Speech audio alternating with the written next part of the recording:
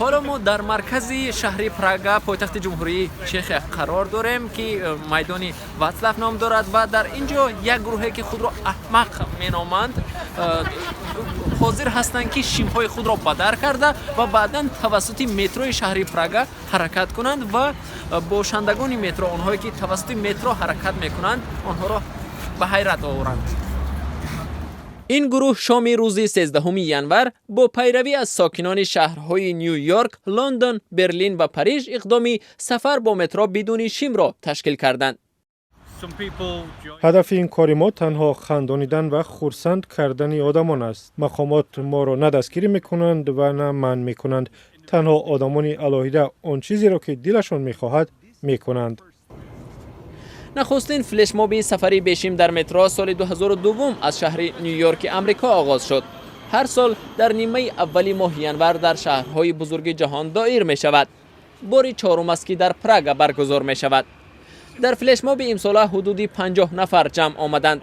سیر این گروه در 3 خط متروی پراگ تقریبا نیم ساعت ادامه کرد. برخی از شرکتداران این اقدام میگویند بدر کردن شیم یک نوع نمایش آزادی انفرادی و یا آزادی در انتخاب لباس است. بعضی دیگر به ما گفتند که تنها به خاطر وقت خوشی به این اقدام پیوستند.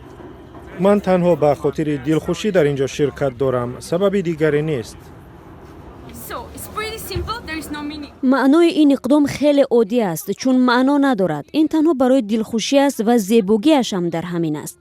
هوای شهر پراگ این شام خیلی سرد بود و باران هم میبارید.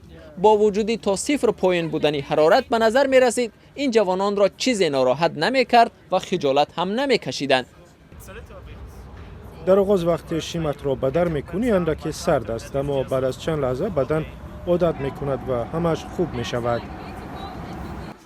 واکنش ساکنان پراگ با این گروهی ببریوک و ازار گوناگون بود. برخی را این رفتار جوانان حیران میکرد، برخی دیگر بی تفاوت بودند. این یک دیوانگی است. بار اول میبینم، اما میدونم که یک نوع عنعنه‌ای که به شلوار به مترو ولت میشوند، اما من نمیخواهم در اون شرکت کنم. فلش مابی به مترو بدون شیم امسال در 65 شهر دنیا برگزار شد. در بعضی کشورها به این اقدام حکومت‌ها واکنشی تند نشان دادند. شرکتداران این فلش ماب سال 2016 در شهر مسکو از سوی پلیس بازداشت و برخی هم از سوی راهگذران مورد لطوکوب قرار گرفتند.